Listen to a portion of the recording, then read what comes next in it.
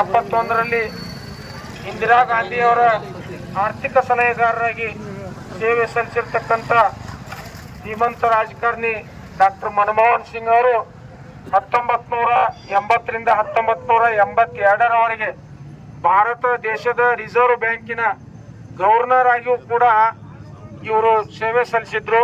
ಅನೇಕ ಭಾರತದ ಗೌರವ ಪೂರ್ವಕ ಹುದ್ದೆಗಳನ್ನು ನಿರ್ವಹಿಸಿ ಕಡೆಗೆ ದೇಶದ 13 ಮತ್ತು 14ನೆಯ ಪ್ರಧಾನಿಯಾಗಿ ಸೇವೆ ಸಲ್ಲಿಸಿದ್ದು ತಮಗೆಲ್ಲ ತಿಳಿದಿರುವ ವಿಷಯ.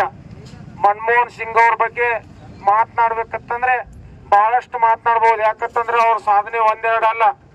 ಗೌಡ್ರು ಹೇಳಿದಂಗೆ ಭಾರತ ಕಂಡ ಧೀಮಂತ ನಾಯಕರಾದಂಥ ಡಾಕ್ಟರ್ ಮನಮೋಹನ್ ಸಿಂಗ್ ರವರು ಒಂದು ಅಪರೂಪದ ರಾಜಕಾರಣಿ, ಅಜಾತ ಶತ್ರು. 1991ರಲ್ಲಿ ನರಸಿಂಹರಾವ್ ಅವರ ಸಂಪುಟದಲ್ಲಿ ಆರ್ಥಿಕ ಸ್ಥಿತಿಯ ಹಿನ್ನಡೆ ಅನುಭವಿಸುವಾಗ ಕೇವಲ ಒಂದು ಘಟನೆಯನ್ನು ನಾವು ನಿಮ್ಮ ಮುಂದೆ ಹೇಳಲು ಬಯಸುತ್ತೇನೆ.